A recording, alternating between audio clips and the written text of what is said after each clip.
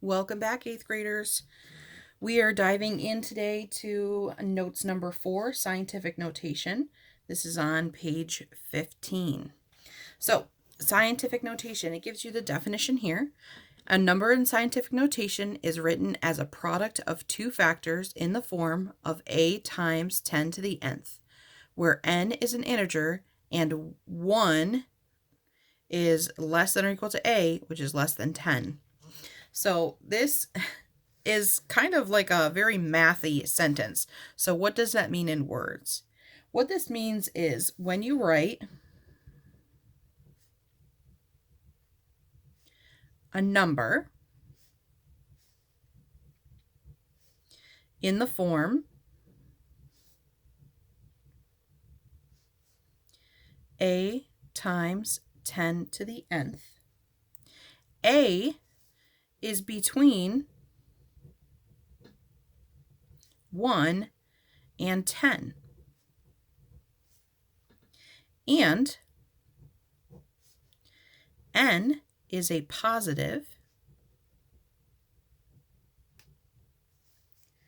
or negative whole number.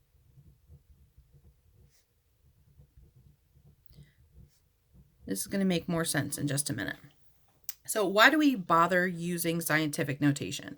Scientific notation is used to make it easier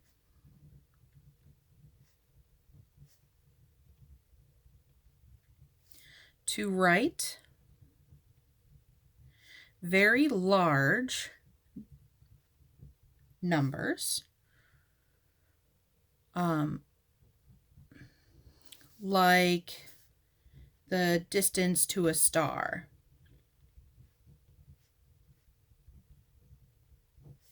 or very small numbers,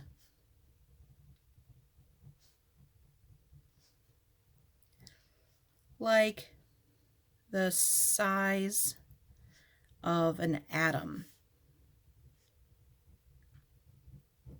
So when I'm writing a very, very big number, sometimes it gets to be a pain to write that many zeros or however many digits after it. Or when I'm writing a really small number, that can be a pain too. And sometimes they're harder to manage when they're in such big or such small numbers. So scientific notation is used to make it easier to work with those really big or really small numbers. And there's going to be some exponents, which is why we talk about exponent rules first when we do this. So taking a look at the bottom here, I want to recognize, is this number written in scientific notation or not? And if it isn't, let's give a reason why. So if I take a look at this number right here, that's our A, is it between 1 and 10? No, it is not. Is the variable a positive or a negative whole number? Yeah, that's fine. This part's fine, this part's not. So no, this is not written in scientific notation, and that's because A is not between 1 and 10. Okay. This here means that it can be equal to 1, but it has to be less than 10. A is between these two things, but it can be, see how it says this or equal to? It can be 1, but it can't be 10. It has to be less than that. So this one is not in scientific notation. Is this number, A, is it between 1 and 10? Yeah, sure it is. So this part's okay. This is a negative whole number, so yes, this one's fine. This one, is this number between 1 and 10? No. So automatically not scientific notation, and I'm going to say that it's the same rule right here. Okay. This number, is this between 1 and 10? Yes. So this one's fine. The fact that it's got that negative 12 is fine because that exponent is allowed to be a negative. So this is yes, it is written in scientific notation. And then in this last one, take a guess. And you'd be correct if you said no, because this number, it's okay that it's a negative. Actually, don't mind that, because see these absolute value bars? That means like that the number, whatever it is that goes in there, whether it's positive or negative, when it comes out, is it between 1 and 10? And if we were to absolute value bar this would still not be between 1 and 10. So this one is no. and for the same reason as these other two, that A is not between 1 and 10. All right, turn into page 16. So we're going to take a look here at some powers of 10. So here's a number written in standard form, just looks kind of like a regular number. If we were to split that up into, remember how we just were talking about A times 10 to the nth power? Well, what number times 10 to something? Well, this first number is 40. 40 can be written as 4 times 10. And here, 10 is the same thing as 10 to the first power. So this would be 4 times 10 to the first. If I take a look at this one, this would be 5 times 100. Since 100 is the same thing as 10 squared, see, 10 squared is 100, 10 times 10 is 100, I could write this as 5 times 10 to the second power. This 5 squared, or this 10 squared, the 100, is this part of this scientific notation. Okay, so now look at this one. This would be 8 times 1,000. 8 times 1,000 is 8,000. So this would be 10 to the third. And notice the pattern, 10 times 10 times 10 is 1,000. If there's a 3 up here, there's 3 zeros. If there's a 2 up here, there's 2 zeros. If there's 1 here, because rarely there is 1, there's 1 0. And detect that pattern as you go through. So this would be 8 times 10 to the third. In this one looks a little bit different because we don't just have one number out front. We've got 2 numbers out front. So we need this number to be between 1 and 10. What I do then is there's a decimal point that's right here at the end of all these. And what I'm doing as I'm looking through these is I'm moving that decimal place forward each time to get this number by itself. So if I was to move forward this decimal, it would end up right here between the 9 and the 6. So I'd have 9.6, and that is a number between 1 through 10, so I'm okay. But in order to make this 9.6 into this, I'd also have to multiply this by 1,000 to get this to work. So now I'd have 9.6 times 10 to the third. In this one, right now, this is a number that's bigger than 10, so I'm going to move the decimal, it's right here at the end. I'm going to move it right here in between the 1 and the 2, 1.2. And how do I make that back into a 12? Well, excuse me, I'd have to multiply by 10. 1.2 times 10 would be 12. So this would be to the first power, like that. Okay, so when we do these, the summary here, the coefficient or the number out front has to be greater than 1 and less than 10. And when you do that for numbers that are greater than or equal to 10, right, like these, for all of these bigger numbers, greater than or equal to 10, you would have a positive exponent. So positive exponents, in your head, you want to think about this. Positive exponent means that you're talking about a large number. Okay, so all these positive exponents, and the bigger that the exponent is, the larger the number is that you're talking about. We're going to flip now to page 17. So now I'm starting to talk about numbers that are really small. Remember before we were talking about moving the decimal so that you could get it to be 1 behind the first number that you see? So here I've got this 2 and I got this decimal that's out front of the 2. I want this decimal to come back over here so that it's 1 behind the 2. And I want that because remember we have this A out front that needs to be between 1 and 10. So when I move this decimal 1 place over here, the number that I have out front for my coefficient is 2. And I would have to multiply that by 1 over 10 or 1/10, because 2 times 1/10 would be 2/10, which is this number, 0.2. But we talked about last week, if we had something like this, where it was 1 over 10, that this would be the same thing, 1 over 10 would be the same thing as 10 to the negative first. Because when I have this negative, it's like having the inverse. This 10 would come down. So to write this in scientific notation, I would have 2 times 10 to the negative 1. And when I look at something like this one, here I've got my decimal place and I moved it over 1, 2 places, right? This is in the hundredths. This was in the tenths. This is in the hundredths. I would have 4 times 1 over 100. So in the 100ths place. And this is the same as 1 over 100 is the same as 10 to the negative second power. This 2 would come down to the denominator and I'd have 1 to the second power, or 100. So these two things, or these two, are equivalent. So I'd write this as 4 times 10 to the negative 2. One more. This one's in the thousandths place. I go over 1, 2, 3 places. Notice I went over 1 place and I had a 1. I went over 2 places and I had a 2. Now I'm going to go over 3 places because this is in the thousandth position. And 1 over 1,000 would be the same thing as 10 to the negative 3. 10 times 10 times 10 is 1,000. These two things are the same. So if the coefficient is greater than 1 and less than 10, for numbers that are really small, you're going to have a negative exponent.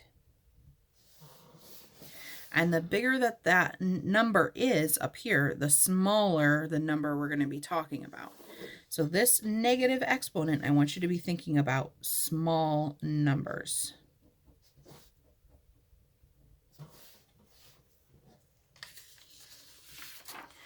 All right, so when I look at page 18 now, I want to write each of these numbers in scientific notation. I'm going to start with the 2 that are on the left, and then we'll move over. And I want to do that because notice these are numbers that are big, and these are numbers that are small. So when I take a look at this, I want a number that's between 1 and 10 for my coefficient. Right now, the decimal is all the way over here, and I need to move it all the way up so that I have a number between 1 and 10, which here would be 1.27. Now, I know that I multiplied this by 10 to the something. One of the ways to tell, that kind of like the easiest way in scientific notation to tell what this exponent should be, is how many decimal places you moved the decimal from here to get it to here. So we just count over 1, 2, 3, 4, 5, 6, 7, 8. And that makes sense because this would be to the 100 million. This would be 100 million. So if I have this and I'm multiplying it out, then that works out. If I try it with this one, I'm going to move the decimal up until it's between 1 and 10, that first number. So 7.2 times 10. Start in the back, 1, 2, 3 places. And 10 to the third would be 1,000. So that works out. Now I'm going to come over here, and now I'm working with really small numbers. So in order to get the first number to between 1 and 10, I'm going to have to make this into a 2.4. So when I move this decimal over, it should end up right here. 2.4 times 10 to the. Now this is a really small number, so this is a negative up here. And how many times do you have to move the decimal place? 1, 2, 3, 4, 5, 6, 7, 8, 9 times, like that. Same thing here. I'm going to make this into a number between 1 and 10. So I'm going to make this 3.89. 3.89 times. In order to get this to move between the 3 and the 8, I would have to go over 1, 2, 3, 4. And again, we're talking about really small numbers, so 10 to the negative 4. So the next section says try it. Let's pause here and have you guys try to write these numbers.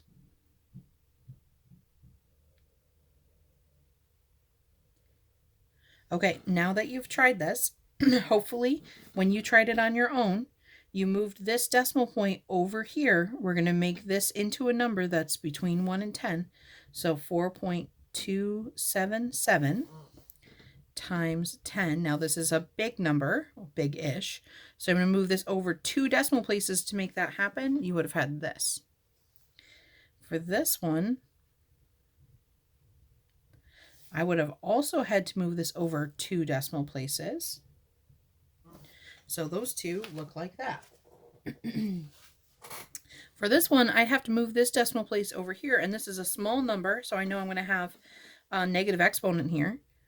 When I move this over, it would have to go here to make it a number between 1 and 10, times 10 to the negative, well, I moved it over 1, 2, 3, 4 places, like that. And when I make this between 1 and 10, that would be 6.43. And I'd have to go over 1, 2, 3 places to make that happen. Oh, sorry, got ahead of myself there. Times 10 to the negative 3. So hopefully you're getting this as we're going. All right.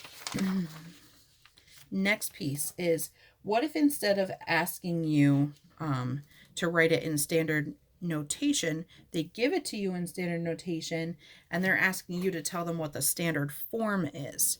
So what is this number the same as? All right, so right now I've got 8.4 and this says times 10 to the 5th. So this is going to become a bigger number. I'm going to have to move this decimal place over 5 times. So 1, 2, 3, 4, 5. And the decimal would now be right here. Now, when I moved it over this first time, this 4 was in the space that is created here. But there's nothing in these spaces. What I simply do is insert a 0 into each of those empty spaces. So this number would be the same as 8400000. And I just put in the commas where they fit into these places.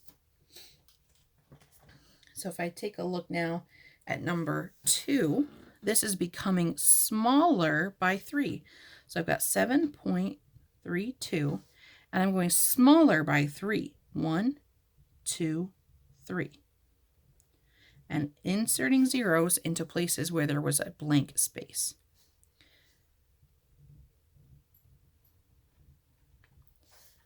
Okay, so notice here that when I have a positive exponent,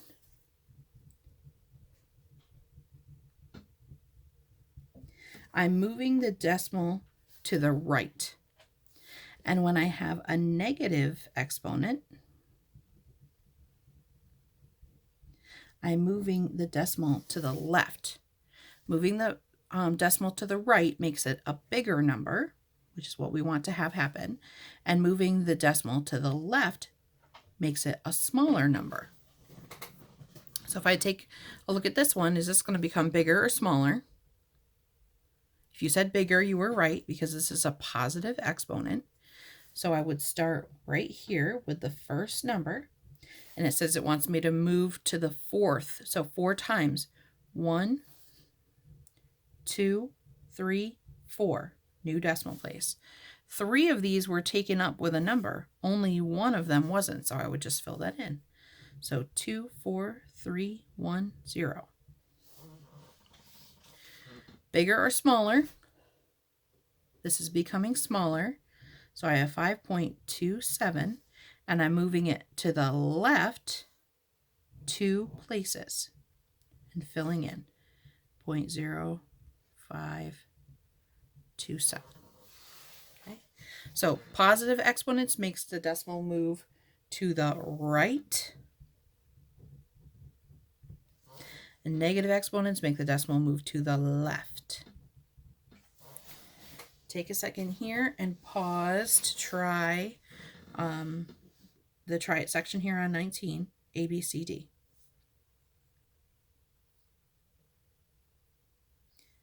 All right, hopefully when you did this, you had your 9. Right now the decimal is right here. It's a positive exponent, so I'm going 1, 2, 3, 4 places. And I'm filling in each of those with zeros, so this is really 90,000. In this one, I've got 2.5. I have a negative, so I'm moving to the left, 1, 2, and filling in. In this one, I've got a negative, so I'm moving left, 5, 1, 2, 3, 4, 5. Filling in with zeros.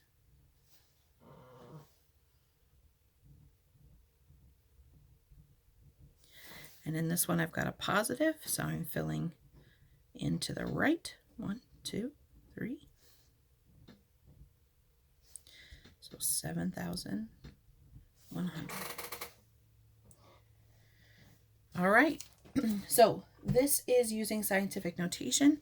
On the very next page, we start with the homework that you guys will be doing that goes along with this. If you have questions, feel free to reach out to myself or Miss Martinez if she's your teacher. And hopefully this was helpful.